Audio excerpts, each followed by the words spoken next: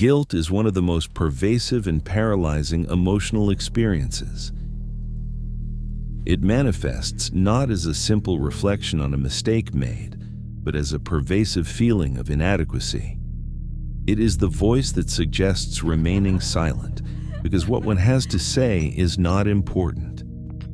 It is the perception of being constantly observed and judged negatively by others for how one is dressed, for what one does, for who one is.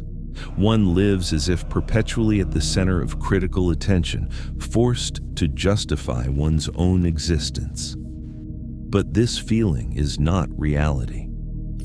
The common belief is that guilt is the consequence of a transgression. The psychological reality is that, more often than not, guilt is the cause of our paralysis, a mechanism induced from the outside, not an internal moral failure. To understand how to free oneself from this emotional prison, it is first necessary to dismantle it. We must analyze the 4 fundamental psychological pillars on which chronic guilt rests and perpetuates itself. The internal judge. The first pillar is the confusion between a sense of guilt and guilt itself. A sense of guilt is not equivalent to having committed an actual offense. It is, rather, the feeling of being guilty regardless. This feeling is administered by an inflexible judge residing in the psyche. This judge operates uninterruptedly, evaluating every action and thought. The result of this constant judgment is a profound sense of inadequacy. The individual feels inadequate in relationships, at work, even in rest. Every success is minimized, every failure magnified. The presence of this internal judge ensures that the person never feels okay, never sufficient. But from where does this relentless authority originate? The structure of control.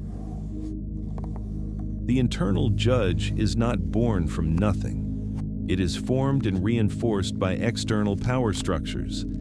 Guilt is an extraordinarily effective tool of social control. It is easier to dominate a people or an individual who already feels indebted, already wrong. Monotheistic religious structures, for example, have often used the concept of original sin as a foundation. The idea that human beings are born already guilty, bearing the faults of their ancestors, is a powerful mechanism of submission. The narrative of Genesis is emblematic. The sin is not an evil act, but seeking knowledge, the tree of good and evil. The symptom of this sin becomes shame of the body, the need to cover oneself. Sex, the natural instinct, is redefined as evil. This shifts the focus from a natural ethic, do not do to others what you would not want done to you, to an ethic based on obedience to imposed rules. This transition reflects a broader historical shift from matriarchy to patriarchy. Pre-Christian mother deities, like the mother goddess or Isis, represented nature, free love, and abundance without judgment. Nature has no guilt, it simply is. With the advent of patriarchal structures, the control of instincts, imposed fidelity, often unilateral, and obedience to male authority become the norm. Guilt is born the moment society's rules conflict with the individual's natural impulses. If social and religious structures provide the framework, what is the primary emotional engine that installs guilt in the individual? The emotional root. Expectations. The deepest guilt, the one that shapes personality, comes from childhood. It comes from parents. When a child is not accepted for who they are, they do not have the psychological capacity to judge the parent. For the child, the parent is the absolute authority, the equivalent of a deity. If the parent is cold, critical, abusive, or mistreats them, the child cannot conclude, I have an inadequate parent. They must conclude, I am the one who is inadequate. They internalize the idea that the fault for the rejection is theirs because there is something intrinsically wrong with them. This mechanism is fueled by parental expectations. Often, parents do not see the real child. They see a projected image. This dynamic is based on an ancient philosophical assumption. As the philosopher John Locke argued, the child's mind is a tabula rasa, a blank slate upon which parents believe they can and must engrave their own rules and worldview. This image that the parent projects onto the child is, at best, what the parent wished they had been. At worst, it is the set of rules and schemas that the grandparents imposed on the parents and which the parents failed to meet. The child, therefore, is not judged for who they are, but for how well they conform to a model inherited from previous generations. Their failure to meet these expectations generates the fundamental guilt. This recognition is the first step on a path to know oneself better and finally live well. But what happens when parental mistreatment is not just rejection, but active aggression? Latent aggression. The human psyche struggles to accept the role of a passive victim. When the sense of guilt and inadequacy becomes unbearable, an extreme defense mechanism can be triggered. This mechanism of reversal has been explored in performative contexts. A parallel is found in the famous 1974 performance Rhythm Zero, where the artist Marina Abramovich offered herself as a passive object to the public for 6 hours. She provided 72 objects, some for pleasure, others for torture, like a loaded gun. As the hours passed, the latent aggression of some audience members increased dramatically to the point of cutting her clothes, wounding her, and pointing the gun at her head. That experiment demonstrated how, given authorization, the artist's permission, the capacity to inflict pain emerges quickly.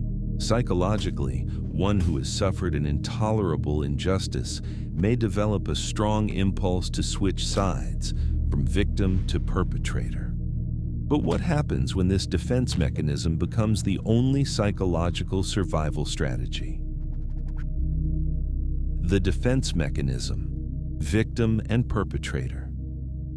This is the darkest psychological root of trauma. The person who was abused or mistreated in childhood cannot bear the weight of having been the victim. To survive psychologically, they reject that role. Instead, they embrace the role of the perpetrator parent. They switch sides. They, in turn, become an abuser, a tormentor, a person who exercises power over others.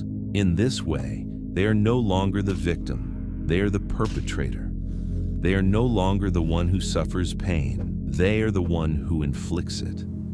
This psychological act is equivalent to killing one's inner child. The part of oneself that was vulnerable, hurt, and scared is annihilated and replaced by identification with the aggressor.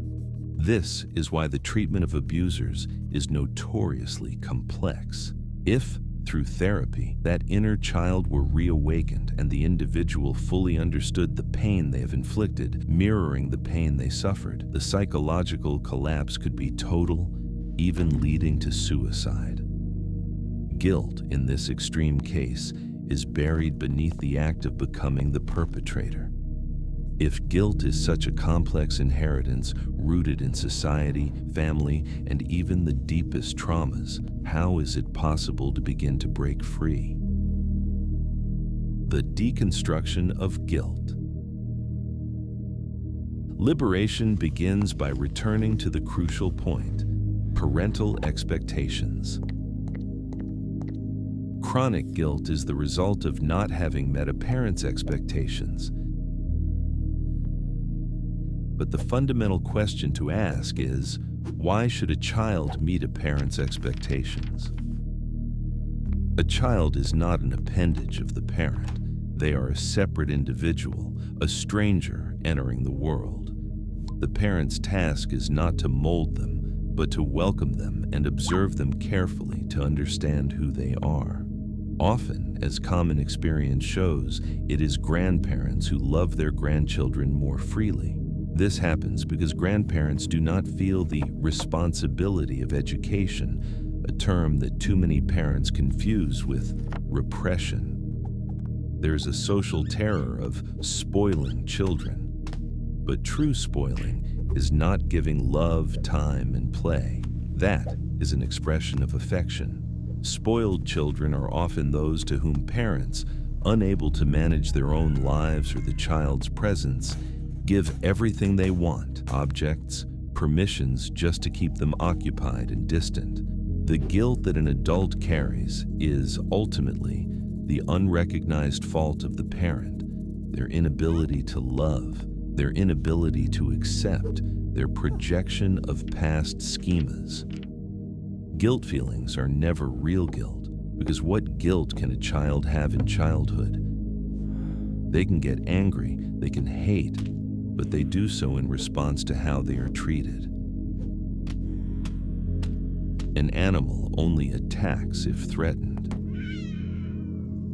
Understanding that one's feelings of guilt are not earned guilt, but inherited mechanisms, is the foundation of liberation. It is a path to know oneself better and finally live well.